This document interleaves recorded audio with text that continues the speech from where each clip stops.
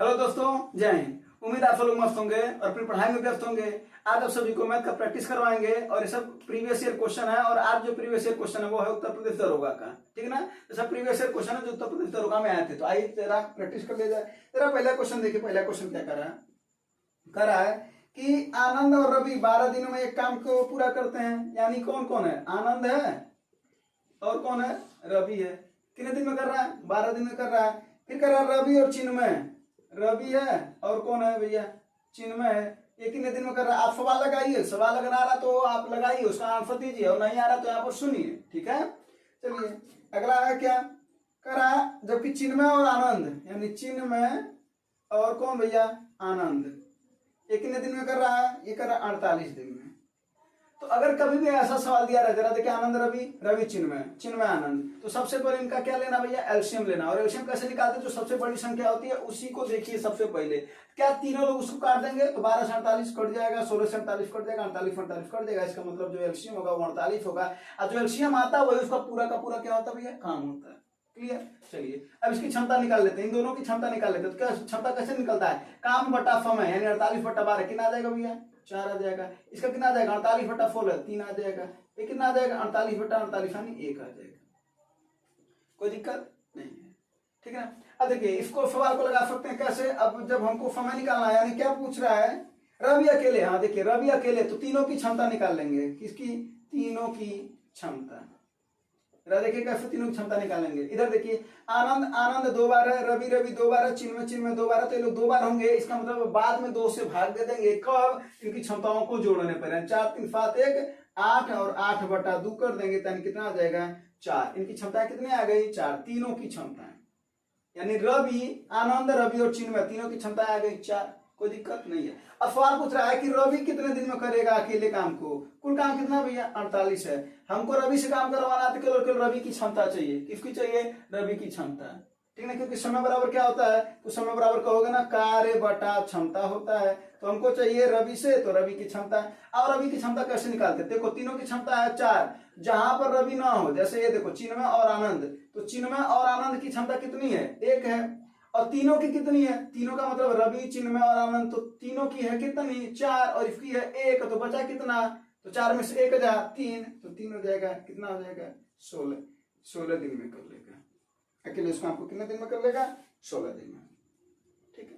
अगर वही पूछता है कि आनंद कितने दिन में कर लेगा, तो आनंद का क्या हो जाता है भैया? 48। अब हमको चाहिए आनंद, तो आनंद चाहिए तो जो 2 लोग हैं उनको हटा दो, यानी रवि और चिन्मय को हटा दो। तो इनका कितना है? 3। 4 में से 3 जा 1, यानी ये बटा 1 हो जाएगा। ये हो जाएगा 48 दिन में। इसी तरीके से सवाल लग सकता है। सवाल ये भी पूछा जा सकता था, तीनों लोग मिल करके कितने दिन में करेंगे? तो क्या होता है, जो काम होता है उसी को 2 गुना कर देते हैं, क्योंकि 2 लोग है ना, बस। अब बटे 4 3 7 1 8 कर देंगे, आ जाएगा। 2 चौके 8, 4 1 9 4 2 8, यानी 12 दिन में तीनों लोग मिलकर के करेंगे। ऐसे भी लगा सकते हैं, नहीं तो ऐसे लगाइए, केवल 48 रहने दीजिए और 4 3 7 1 8 इसका आधा कर दीजिए, क्योंकि 2 लोग है ना, तो आधा 8 का आधा कितना हो जाएगा? 4। तीनों की क्षमता 4 आई थी ना, तो भी आ जाएगा 12 दिन। बात एक ही हुआ। तो सवाल कई सारे बन सकते हैं, ठीक है ना। चलिए, और वो सवाल पूछे भी जाते हैं। तो पहला फल खत्म हुआ। अब अगला फल देखते हैं। अगला फल लगाइए, चलिए। हाँ, अगला देखिए। अगला क्या कर रहा है? 0.222 को भिन्न के रूप में व्यक्त करिए। मतलब समझिए, 0.222 ऐसे ऐसे करके दे रखा है। इसको कहते हैं क्या? 0.2 पर इसको बार कहते हैं। कभी कभी सवाल ऐसे आता है, ठीक है, कभी कभी सवाल ऐसे आता है। तो इसी को अगर हम लिख दें, मान लेते हैं यहाँ पर ये एक्स का वैल्यू मान लें 0.222 ऐसे करके। एक अंक पर बार है ना, तो यहाँ पर 10 से गुणा कर देते, कितना हो जाएगा? 10 एक्स, और इधर क्या हो जाएगा? 2 इधर चला जाएगा, तो 2.222 ऐसा करके क्या करिए, ये इसको 2 समीकरण 1 मान लीजिए, 2 मान लीजिए। इसमें से इसको घटाइए तो 10x में से 1x हो, कितना हो जाएगा भैया? 9x। और वहीं जब इसमें से इसको घटाएंगे तो दशमलव के बाद जो संख्या है वो कट जाएंगी, तो क्या बचेगा? 2 में से 0 हो जाएगा, कितना हो जाएगा? 2। कितना हो जाएगा भैया? x बराबर कितना आ जाएगा? 2/9। कितना आया? 2/9। यही इसका वैल्यू हो जाएगा। अब डायरेक्ट कैसे लिख सकते हैं? एक संख्या पर बार था ना, तो उसी संख्या को लिखने के बाद फिर बटा 9 कर दीजिए। यानी आप कह सकते हैं कि अगर यही सवाल अगर ऐसे रहता है, 2 संख्या पर बार रहता तो क्या होता? तो इसका आंसर क्या हो जाता है? एक्स की वैल्यू कितनी आ जाती है, इसका मान कितना आ जाता है? तो 22/2 × 99। यानी कोई भी सवाल आ सकता है, इस तरीके का सवाल आप चाहे तो लगा सकते हैं। चलिए अगला सवाल देखिए। जब चैप्टर का कॉन्सेप्ट बताया जाएगा तो इसका पूरा डिटेलिंग और ज्यादा बताया जाएगा। अगला सवाल जरा देखिए। सवाल बड़ा है लेकिन बड़े आसान से आप लगा सकते हैं। पहले सवाल सुनिए और लगाइए, जिनको आ रहा है वो सवाल लगाएं, जिनको नहीं आ रहा वो देखें।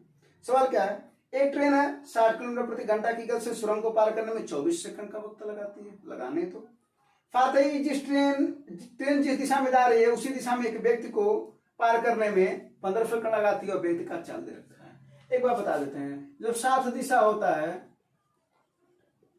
जब दिशा साथ होगा तो एक बार बताओ, अगर एक साथ जाएंगे तो पार करने में समय लगेगा ज्यादा। जब समय अगर कोई विपरीत आता तो समय कम लगता मिलने में, और जब समान जाएंगे तो समय ज्यादा मिलेगा। जाहिर सी बात, अगर विपरीत आएंगे तो समय कम लगेगा ना, समय कम लगेगा तो चाल हो जाएगा ज्यादा, क्योंकि चाल बराबर क्या होता है भैया, तो कहोगे ना दूरी बटा समय होता है। समय कम लगेगा चाल ज्यादा होगा, समय अधिक लगेगा तो चाल कम होगा। तो साथ जब जाते हैं, समान दिशा में जाते हैं तो समय लगता है ज्यादा तो चाल हो जाता है कम। चाल क्या हो जाता है भैया, कम।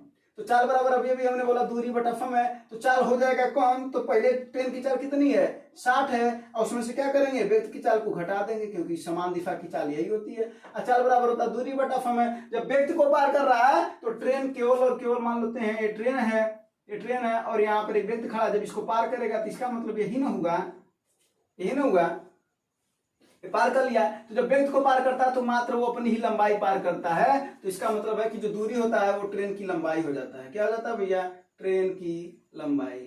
अब बटा समय कितना दे रखा है, तो दे रखा है कितना, 15 सेकंड का लग रहा है। व्यक्ति वाले में 15 सेकंड का लग रहा है, ठीक ना। चलो दो चीज पूछ रहा है, ट्रेन की लंबाई और सुरंग की लंबाई। तो अभी ट्रेन की लंबाई निकालना है, यहाँ से आ जाएगा। अब यहाँ पर जरा देखो भैया, ये हो जाएगा 60 में से 6 हो जाएगा कितना, 54, और ये 54 किलोमीटर प्रति घंटा। इसको मीटर पर सेकंड में चाहिए, क्योंकि यहाँ पर क्या है भैया, सेकंड है ना, तो मीटर पर सेकंड में क्या कर लेंगे, 5/18 कर लेंगे, बराबर ट्रेन की लंबाई बटा 15। 18 तिहाई 54, 5 तिहाई 15, 15 15 ये 225। यानी ट्रेन कितनी लंबी है, 225 मीटर। देखिए दो ऑप्शन तो कट गया, पहला ऑप्शन कट गया और चौथा ऑप्शन कट गया, बचा दो ऑप्शन में 225 है, कोई बात नहीं है। अब वही ट्रेन किसको पार कर रही है, सुरंग को, तो कोई दिक्कत नहीं। जरा यहाँ पर समझिएगा, ट्रेन है ये ट्रेन है और सुरंग को पार कर रही है, तो मान लेते हैं कि ये सुरंग है, ठीक है ना, ये सुरंग है। अब इसको पार करने का मतलब है ट्रेन यहीं आ जाएगी ना, बताओ।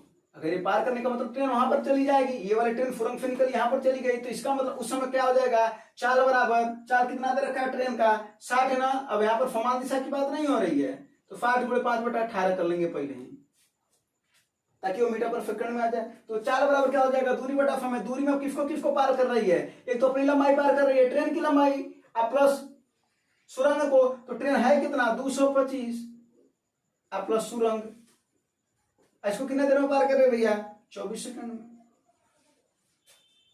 इसी को काट लो, क्या हो जाएगा ये, 4 छक्के 24, 4 से कट जाएगा क्या, 3 अट्ठे 3 से कट लो, 3 अट्ठे 24 और 3 छक्के 18, 6 दाएं 60, 10 पच्चे 50 और 8 पच्चे 40, कितना हो जाएगा भैया, 400। और 225 इधर आएगा तो -225 हो जाएगा, बराबर सुरंग की लंबाई। और सुरंग की लंबाई कितना आ जाएगा, घटाओगे तो 175 सुरंग की लंबाई। तो सुरंग की लंबाई 175, ट्रेन की लंबाई 400, 225 और 175 वाला आंसर, 400 नहीं सॉरी 225 और 175, ठीक है। चलो ये भी हो गया। अब चलते हैं अगला सवाल। हाँ अगला सवाल देखो। हाँ ये वाला सवाल बहुत बार आता है, लेकिन सवाल है बहुत आसान से, सवाल समझना, ठीक है। सवाल बहुत आसान है, सवाल को समझना। दो ट्रेन है, कभी भी अगर आज दो ट्रेन की चाल दे रखा हो, यहाँ पर क्या दे रखा है, एक ट्रेन की चाल पहला है 25 और दूसरा है भैया कितना, 30। कभी भी बात कर रहा हूँ, पहले दो चाल लिख लिए।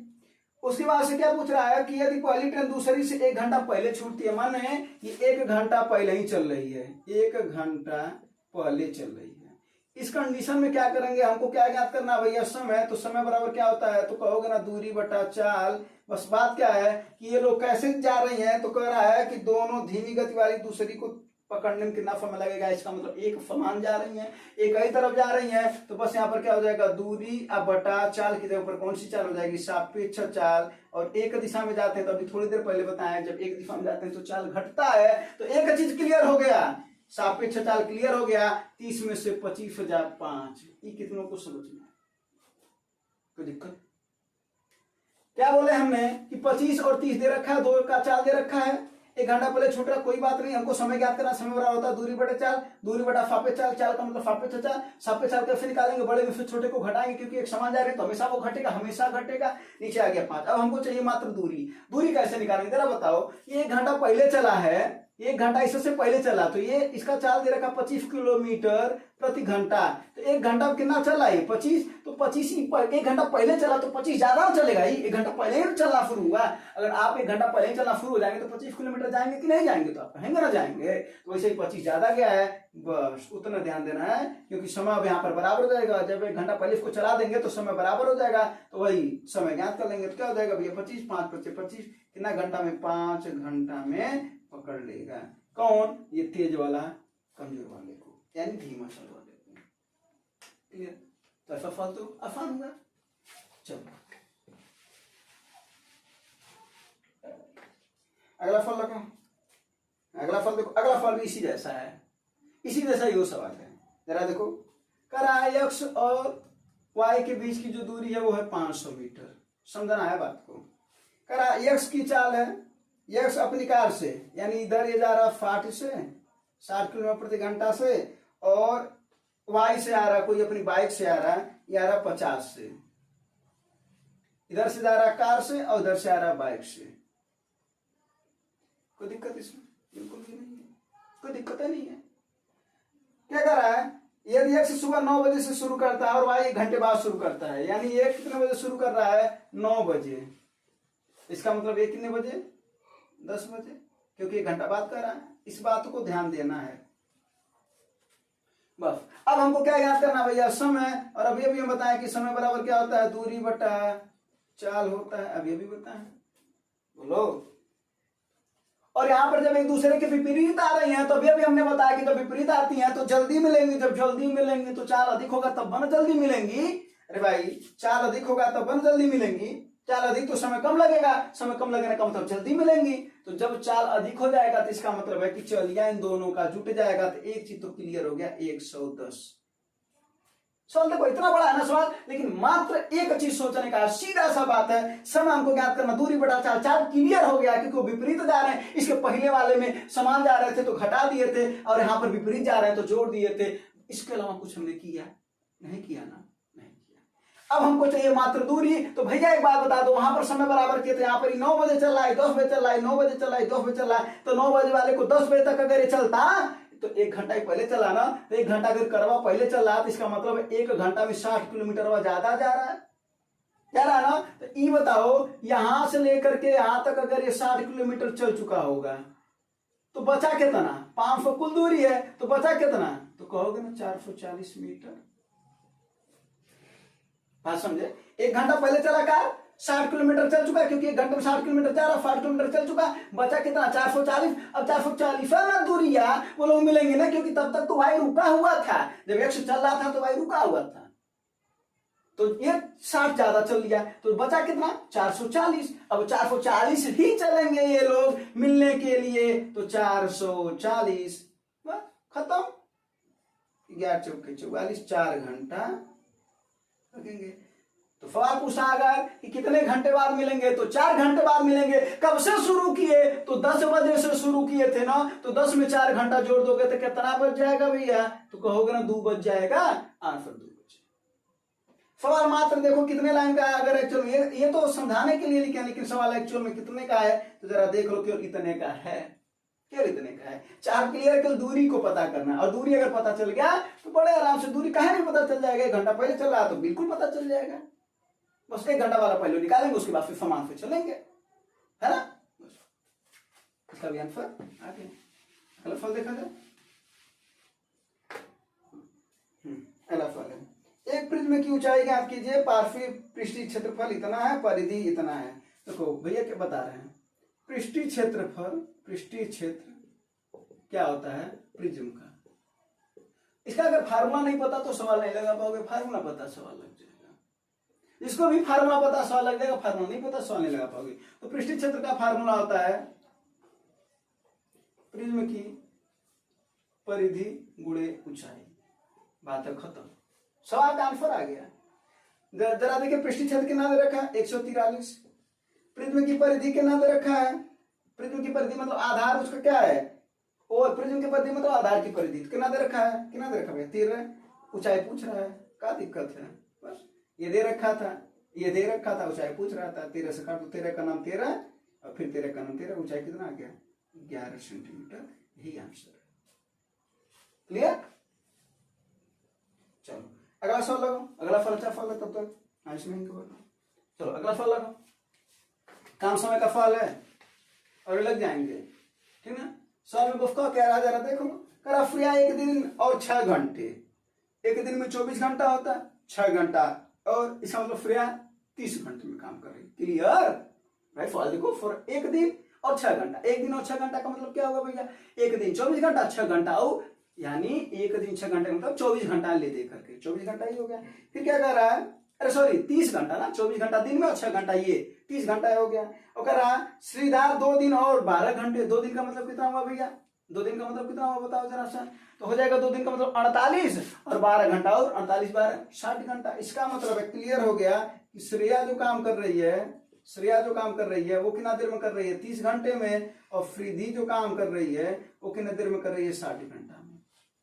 बात तो क्लियर हो गया। अब कर दोनों लोग अगर एक साथ काम पूरा करेंगे तो कितने देर में बड़ा फॉल हो गया भैया, 30 और 60 कैल्शियम हो जाएगा 60, और यही कुल काम होता है, 30 और 60 कैल्शियम 60 हो जाएगा, यही कुल काम होता है। तो क्या होता है, क्षमता निकालेंगे तो 60 बटा 30 2 आएगा, 60 बटा 60 1 आएगा।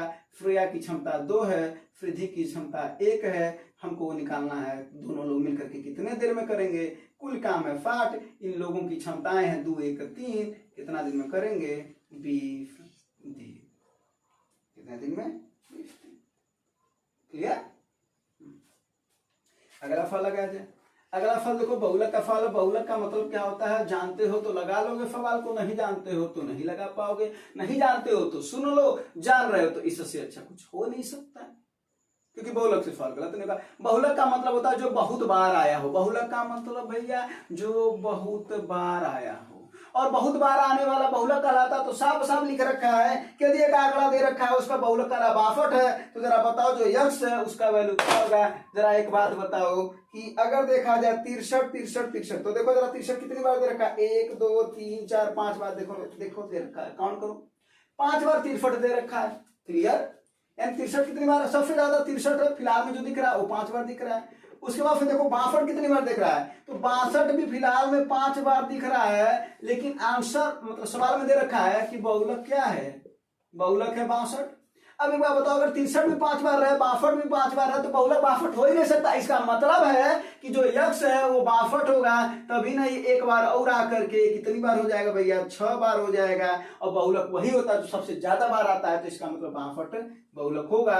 वो तो दिया ही है, तो एक्स की वैल्यू क्या होगी, 62 होगी, क्योंकि तभी जाकर के एक बार बढ़ेगा तो 6 बार हो जाएगा। अरे एक बार नहीं बढ़ेगा, अगर एक्स की वैल्यू 62 नहीं रखेंगे, अगर एक्स की वैल्यू 62 नहीं रखेंगे, सोचने वाला फल है, तो 63 है 5 बार ही हो, 5 बार, फिर मामला फंस जाएगा। इस वजह से एक्स की वैल्यू 62 होगी।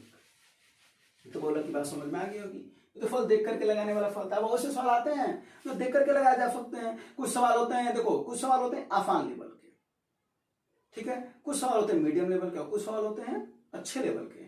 और उस अच्छे लेवल के जो सवाल होते हैं ना, कुछ ऐसे भी सवाल होते हैं जो आपको भ्रमित ही करता है, एकदम वो भ्रमित करने के लिए ही डाले जाते हैं 2-4 क्वेश्चन, ताकि आप उसमें भ्रम हो। तो सबसे ज्यादा जरूरी नहीं होता कि केवल आपको लगाने आना चाहिए, सबसे पहले ये भी आपको जरूरी होता है ये कि लगाने तो आना चाहिए, लेकिन समय से कम। अगर समय से ज्यादा ले रहा है तो उस सवाल को आप छोड़ सकते हैं, सवाल को छोड़ देना चाहिए। चलो अगला फल जरा देखा जाए, बहुत आसान फल है, नाव और धारा का सवाल है, लगाइए। सवाल है नाव की धारा का अनुकूल गति ज्ञात करना है। कोनो बात नहीं है, नाव की चाल अगर हम x मानते हैं और धारा की चाल अगर हम लोग y मान लें, तो अनुकूल का मतलब क्या होता है, अनुकूल का मतलब होता है धारा की दिशा में। है, हमारे अनुकूल काम हो रहा हो मतलब हमारे जैसा काम हो रहा है, जो हम चाह रहे हैं वो काम हो, इसका मतलब धारा के दिशा में काम हो। तो धारा की दिशा में जब काम होता है तो भैया उस समय दोनों को चाल को जोड़ देते हैं, कौन सी, नाव और धारा की। अगर वही प्रतिकूल पूछता है तो क्या कर देते भैया, घटा देते, ठीक है ना। चलो अब बात करते हैं, यहाँ पर कह रहा है नाव की गति 10 मीटर पर सेकंड है, यानी इसकी कितनी है 10 मीटर पर सेकंड। अब कह रहा धारा की गति कितनी है, नाव की गति का 20%, यानी नाव की गति का 20%, तो 10 का 20%, यही ना। 0 से 0 कटा, 0 से 0 कटा, कितना है भैया 2। क्या पूछ रहा है, अनुकूल पूछ रहा है, कितना आसान से सवाल है भैया, दोनों को जोड़ दो, 10 और 2 बताओ 12 मीटर पर सेकंड, ये सवाल पूछ रहा था। और वही पूछता प्रतिकूल बताओ तो क्या कर देते हो, 10 में से 2 को घटा देते, आ जाता 8 मीटर पर सेकंड। कौन दिक्कत, तो सवाल पूछ रहा था। अगला फल लगाओ, अगला फल तो एलसीएम मेथड वाला सवाल है, और ये सवाल कई बार आया, और ये यूपीएसआई का प्रश्न है। शुरुआत में भी आपको बताएं कि यूपीएसआई के जितने क्वेश्चन है ये सब उसके प्रीवियस ईयर हैं। आप कमेंट में जरूर बताएगा कि किसके प्रीवियस ईयर आपको करवाया जाए, ताकि आपको कुछ आइडिया लगेगा कि जिस एग्जाम को देना है उसके एग्जाम में क्वेश्चन आते कैसे हैं, और यही सबसे ज्यादा जरूरी होता है कि क्वेश्चन आते कैसे। ठीक है भैया, अगला फल जरा देखो, बहुत है आसान सवाल है। 30, 45 और 60 सेकंड के नियमित अंतराल पर बजती, कहने का मतलब घड़ी है 30, 45 और 60 के नियमित अंतराल पर बज रही है। कभी भी अगर ऐसा सवाल है कि नियमित अंतराल का मतलब क्या होता है, पहले 30 पर एक बार बज रही है, फिर 45 पर, फिर 60 पर, 3 घड़ियां अलग अलग, एक 30 पर बजती है, दूसरी 45 पर, फिर 60 पर। फिर कोई न कोई समय जरूर आएगा जब ये लोग एक साथ बजेंगी, वो जब एक साथ बजेंगी वही हम क्या ज्ञात करते हैं पता है, एलसीएम यानी लघुत्तम। लघुत्तम ज्ञात कर लेंगे तो पता चल जाएगा कि कब ये साथ बजेंगी। लघुत्तम कैसे ज्ञात कर सकते हैं, चाहे तो आप डायरेक्ट ज्ञात कर सकते हैं कि सबसे बड़ी संख्या को गुणा करो, यानी 60 गुणे 1 60 ही आया। क्या 60 सभी से कट जाएगा, यानी एक 60 को काट देगा, बिल्कुल काट देगा, ये भी इसको काट देगा, लेकिन पूर्ण रूप से नहीं काट पाएगा, तो ये एलसीएम नहीं होगा। फिर 2 का गुणा करो, कितना हो जाएगा 120। देखो 30 से कट जाएगा पूर्ण रूप से, 45 से पूर्ण रूप से नहीं कटेगा, 60 से पूर्ण रूप से कट जाएगा, फिर नहीं होगा। फिर कितने का गुणा करो 3 का, ये देखो कितना आ जाएगा 180। 30 से 180 कट जाएगा, 45 से 180 4 बार में कट जाएगा, 60 से भी 180 कट जाएगा, इसका मतलब एलसीएम कितना हो गया 180 सेकंड। एक ऐसा तरीका होता है लगाने का, ठीक है ना। और एक वो तरीका वो तो जन्म कर रहे हैं, वो जो लगाते आए हैं, तो वो तो आपको आता ही होगा। तो 180 का मिल गया क्या, 180 क्या है, ये सेकंड है। तो 180 सेकंड का मतलब कितना भैया 3 मिनट, यानी 3 मिनट में तीनों लोग एक साथ बजेंगे, जो तीनों घड़ियां हैं तीनों लोग एक साथ बजेंगे।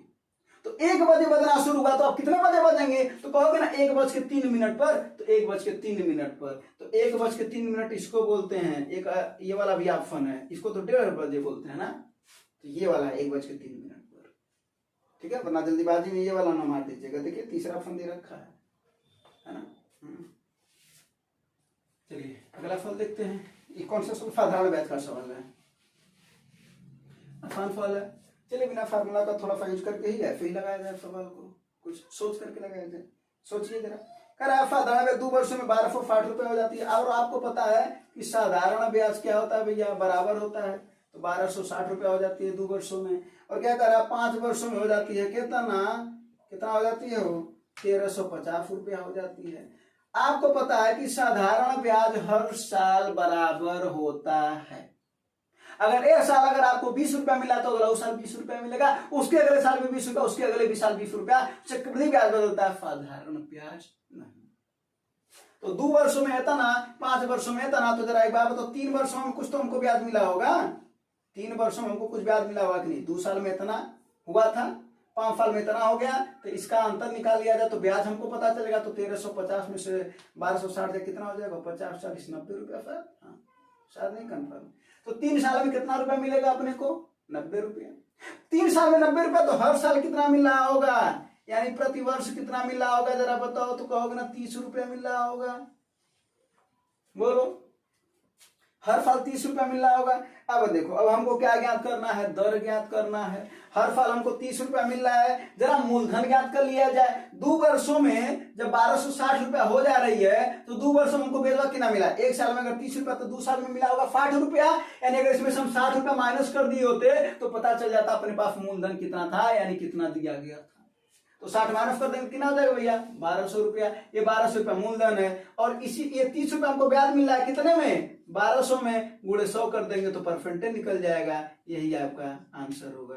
जरा काटिए 0 से 0 कट गया 0 से 0 कट गया 3 चौको 12 2 दूना 4 2 5 10 5/2 5/2 को बोलते हैं 2.5%, 2.5%। ठीक तो देखिए सवाल कैसा आता है। तो हमको बस ब्याज वाले पर फोकस करना था और साधारण ब्याज में हर फल ब्याज जो होता है बराबर होता है। अगला फल लगाइए। अगला फल भी ठीक ठाक फल है, ठीक ना। और विभाज्यता का नियम इसमें काम करेगा तो पहले बता देते हैं तब तक फल लगे। 9 की विभाज्यता का नियम क्या कहता है कि सभी अंकों को जोड़ दो। सभी अंकों को क्या करो जोड़ दो। अगर वो 9 से कट जाएगा तो पूरी संख्या भी कट जाएगी। जैसे मान लेते हैं ये जरा बताओ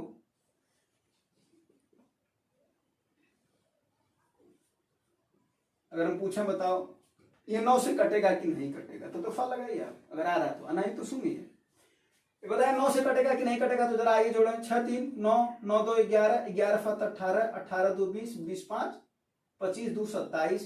जरा बताइए 27 9 से कट जाएगा कि नहीं कट जाएगा तो ये संख्या कट जाएगी यानी इतनी बड़ी संख्या भी कट जाएगी पूर्ण रूप से। ये होता है 9 का नियम, ठीक है ना। चलिए अब सवाल पर आ जाते हैं। सवाल है 201 202 डाट डाट डाट 260 260 है ना। अगर 9 से विभाजित करने पर शेषफल कितना होगा। सबसे पहले हम आपको बताते हैं यहां से लेकर के यहां तक का अगर जोड़ की बात करें तो ये सेम बराबर होता है। ये देखिए ये समानांतर श्रेणी में है मतलब इसका अंतर समान आ रहा है। देखो एक एक का अंतर आ रहा ना अंतर। तो ऐसे सवाल को लगाने के लिए क्या करते हैं फार्मूला होता है n/2। अगर प्रथम पद पता रहा और अंतिम पद पता रहा तो फार्मूला होता है a + l। अब देखो n क्या पदों की संख्या है तो अब बताओ 1 से लेकर के 60 तक सीधा सब दिख रहा है साफ दिख रहा है। 201 से लेकर के 260 तक कुल कितने पद हैं तो कहोगे ना 60 पद हैं। अब 1 से लेकर 60 तक 60 पद है तो 201 से 260 तक 60 पद हो गए। a माने प्रथम पद 201 प्लस l माने अंतिम पद 260।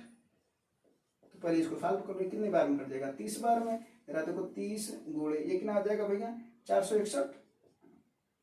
बस अब जरा देखो तो यहाँ पर 0 सबसे पहले किनारे उतार लो और 3 का नाम 3 3 छक्के 18 के 8 और 3 चौके 12 1 13 यही ना भैया। यही संख्या है इसी को 9 से काटना और बताना शेषफल कितना है। सबसे आसान तरीका 9 का जो नियम है वो लगा दो। जरा देखो 3 1 4 8 4 12 अब 12 3 15 15 को 9 से काटोगे तो 9 1 9 अब शेष बचा कितना 6 तो काटने पर 6 बचेगा। शेषफल आ गया भैया 6।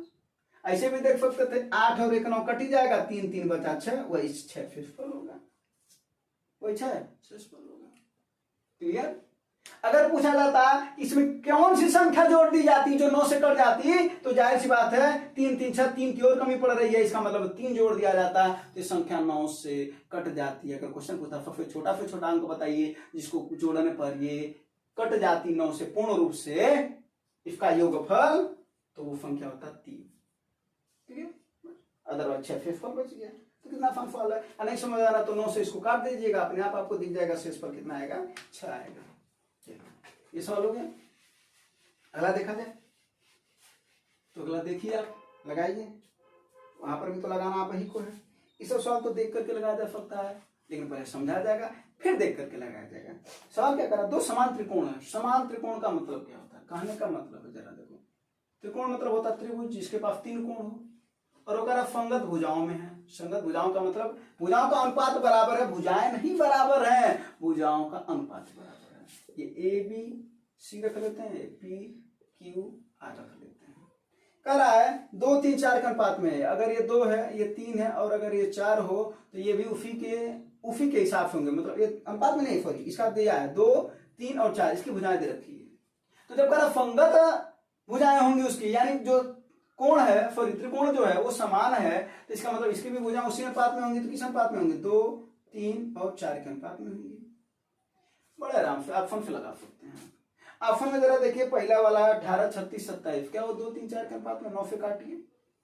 अरे भाई ऑप्शन में लिखना का 18 36 27 फिर दूसरा ऑप्शन है 27 18 36 18 27 36 36, 27। इस सवाल को देख के लगा सकते हैं, इसी वजह से ऑप्शन लिख रहे हैं, ऑप्शन से भी सवाल लगाने आना चाहिए। जरा देखो 9 दूना 18, 9 चौके 36, 9 त्रिक 27, 2 4 3 के अनुपात में है, पहला गलत। अगर यहाँ पर 2 4 3 के अनुपात में दिया होता तो पहला सही होता है, इन 2 3 4 हमको चाहिए। यहाँ पर जरा देखो 9 त्रिक 27, 9 दूना 18, 9 चौक 36, 3 2 4 आया गलत, हमको 2 3 4 चाहिए। 9 दूना 18, 9 त्रिक 27, 9 चौक 36 आ तो गया, 2 3 4 आ गया, इसका मतलब यही वाला सही होगा। ठीक है, अब देख करके आंसर बता सकता है। 9 चौक 36, 9 त्रिक 27, 9 दूना 18, 4 3 2। अगर 4 3 2 होता तब तो ये सही होता है, अदरवाइज यहाँ पर गलत है। बस क्लियर, कुछ और समझने की जरूरत है कि आप फन से ही देख करके लगा सकते तो कह दीजिए तो दूसरा त्रिकोण की परिधि 21 सेंटीमीटर 81 दिया है, उसका क्या मतलब, उसका मतलब जरा बता देते हैं। जरा देखो इसी के अनुपात में 2x मान लो, इसको 3x मान लो, इसको 4x मान लो। जरा बताओ इसकी परिधि इसी के अनुपात में होगा तो 2x 3x 4x यानी 2 3 5 4 9, 9x बराबर कितना 81, क्योंकि परिधि में क्या होता है, तीनों भुजाओं का योग परिधि होता है, तीनों भुजाओं को जोड़ दो वही परिधि होता है, उसी को परिमाप भी बोलते हैं। ठीक है ना, तो 9x बराबर 81, तो x बराबर कितना आएगा भैया, 9 9 81 9 आएगा। अब जरा बताओ 9 का गुणा करो, 9 दूना 18, पहला 18, 9 त्रिक 27, दूसरा 27, 9 चौक 36 36, इसी में से दिया जाता है। ऑप्शन से भी लगा सकते हैं, नियम से भी लगा सकते हैं। ठीक है, चलिए समझ में आएगा सवाल। अगला बताएं,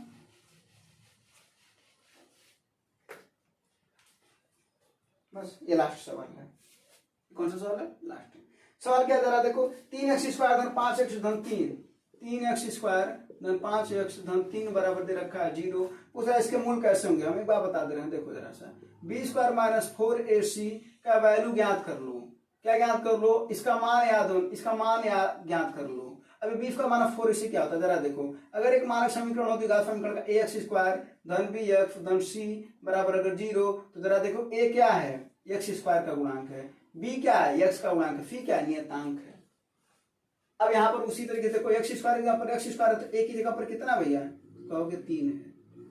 b x की जगह x है तो b की जगह कितना है, कहोगे 5 है। c की जगह कितना है, 3 है। तो b स्क्वायर माना 4ac का मान ज्ञात करो। जरा ज्ञात किया जाए, b स्क्वायर मतलब 5 का स्क्वायर यानी कितना हो जाएगा 25 माइनस 4 गुणे a का वैल्यू कितना है 3 गुणे c का वैल्यू कितना है 3, तो 25 माइनस 4 3 12, 12 3 36, क्या आया भैया माइनस। तो एक चीज बता दे रहे हैं, यानी क्या है यहाँ पर माइनस 11 आ जाएगा ना, माइनस 11। अब जरा देखो b स्क्वायर माइनस 4ac का मान जब ज्ञात करोगे, b स्क्वायर माइनस 4ac का मान जब ज्ञात करोगे, एक आएगा धनात्मक, एक आएगा 0 और एक आएगा ऋणात्मक। ठीक है ना, अगर धनात्मक आएगा तो मूल जो होंगे वो वास्तविक होंगे। क्या होंगे भैया, वास्तविक और असमान होंगे, याद रख लेना, वास्तविक और असमान, यानी मूल वास्तविक होंगे और अलग अलग होंगे। अगर b स्क्वायर माइनस 4ac का वैल्यू 0 आ गया, सॉल्व करते जैसे यहाँ पर ऋण आया ना, ऋण आया, उसी तरह अगर 0 आ जाता आ जाएगा। अगर नहीं समझ आना तो इसको लगाना आ जाएगा, देखो इस सवाल को सॉल्व करना आ जाएगा। ठीक है ना, जरा देख लो, नहीं समझ में आना तो जरा देख लो। यहाँ पर क्या हो जाएगा, b स्क्वायर माइनस 4ac ना, b स्क्वायर माइनस 4 का स्क्वायर 16 माइनस 4 गुणे a का वैल्यू 1, c का वैल्यू 4, 4 चौके 16 में 0 आ कि नहीं आ गया। तो वही अगर 0 होगा तो इसका मूल क्या होगा भैया, वास्तविक होगा और क्या होगा, समान होगा। ठीक है, अगर ऋण होगा तो क्या होगा ये भैया, मूल काल्पनिक होने लगता है। क्या होने लगता है, वास्तविक नहीं रह जाता है, काल्पनिक हो जाता है और मूल जो आता है वो असमान आता है। तो इसका मतलब ऋण आया है तो क्या होगा, काल्पनिक और असमान, यानी काल्पनिक और असमान, काल्पनिक और असमान किसमें दे रखा है, किसमें दे रखा है, काल्पनिक होगा। कौन सा ऑप्शन, वास्तविक और काल्पनिक, वास्तविक और काल्पनिक तो हो ही नहीं सकता है, केवल काल्पनिक होगा तो काल्पनिक वाला सही होगा। वास्तविक और असमान का, वास्तविक और असमान हो ही नहीं सकता, वास्तविक और समान, वास्तविक और समान भी नहीं सकता, केवल काल्पनिक। केवल क्या ऑप्शन दे रखा है, काल्पनिक वाला, और एक और वहां पर दे सकता था असमान, यानी काल्पनिक और असमान होगा। क्लियर, तो तीनों नोट्स याद होना चाहिए। b स्क्वायर माइनस 4ac का वैल्यू क्या आना चाहिए, प्लस, तो वास्तविक और असमान, 0 आएगा तो वास्तविक समान, माइनस आएगा तो काल्पनिक और असमान। बाकी हमने बता दिया b स्क्वायर माइनस 4ac का वैल्यू कैसे ज्ञात करते हैं और कैसे तुलना करते हैं वो भी हमने दिखा दिया। उम्मीद है सब सवाल समझ में आएगा, और ये सब सवाल जो है वो यूपीएससी का प्रीवियस ईयर क्वेश्चन है, और जो बेस्ट क्वेश्चन है वही आपको बताए गए हैं। फिर आप बता सकते हैं कि कौन सा प्रीवियस ईयर क्वेश्चन का आपको बताया जाए। उम्मीद आपको ये सब बातें समझ में आया होगा। धन्यवाद, जय हिंद।